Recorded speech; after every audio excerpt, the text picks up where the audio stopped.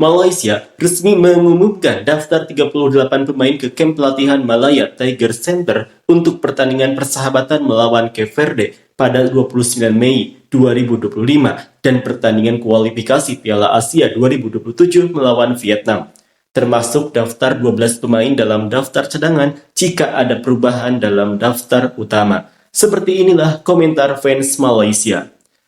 Pemain yang menjadi pencetak gol terbanyak JDT2 dan akan naik ke JDT1 itu dinobatkan sebagai pemain terbaik dan sedang dalam puncak performanya.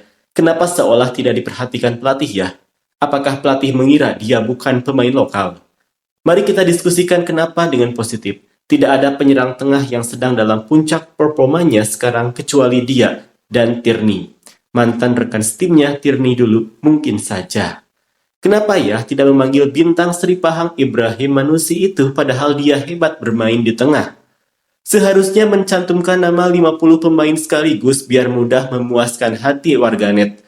Di dalam pertandingan hanya 11 pemain saja mengenai terlalu banyak pelatih yang tidak dibayar. Tetap pemain yang sama, kapan mau maju? Yang tidak punya menit bermain pun ikut masuk daftar, aneh betul. Apakah masih ada yang menonton Malaysia bermain?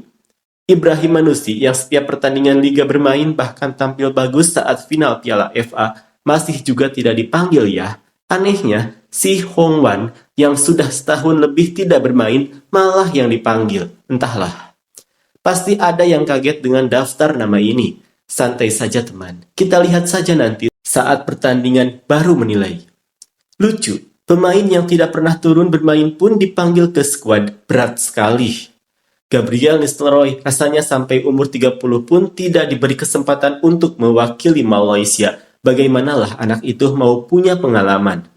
Apakah pemain naturalisasi yang mencetak gol hari itu tidak ada? Yang orang-orang bilang titisan Bernardo Silva. Loh, kirain ada pemain keturunan baru, tapi mukanya sama juga. Bagi saya, tidak ada kejutan yang disukai penggemar, yaitu pemain keturunan terbaru yang dibawa masuk, atau pemain naturalisasi terbaru. Apakah ini skuad uji coba lagi? Mana pemain-pemain keturunan yang digembor-gemborkan tahun lalu? Sungguh panggilan yang bodoh. Ibrahim Manusi, Adam Nur Azlin, tampil bagus sampai final pun tidak dipanggil. Malah pemain junior yang sudah mau pensiun pula dapat nama panggilan. Ini yang mencadangkan nama ke pelatih kepala ini buta kayu atau apa? Tidak ada pun pemain keturunan terbaru. Omong kosong kah? Kalau melihat pemain-pemain ini sepertinya akan sulit lagi untuk mengalahkan Vietnam. Eksperimen akan terjadi, kalah itu pasti. Jumlah golnya saja yang belum pasti. Mana pemain keturunannya? Dulu bilang kerjanya diam-diam. Aduh, jadi merasa tidak ada harapan saja ini kalau bertemu Vietnam. Mana pemain keturunannya? Sudah mau dekat kualifikasi Piala Asia ini. Seharusnya semua dokumen sudah selesai, sudah lama ini. Kepada para pemain Harimau Malaya, ambil kesempatan dalam pertandingan ini untuk menunjukkan kualitas dan kesungguhan karena pelatih sudah memberi kepercayaan. Harimau Malaya bisa. Aku sudah menduga, bagaimanapun penampilanmu, kamu tidak akan dipanggil.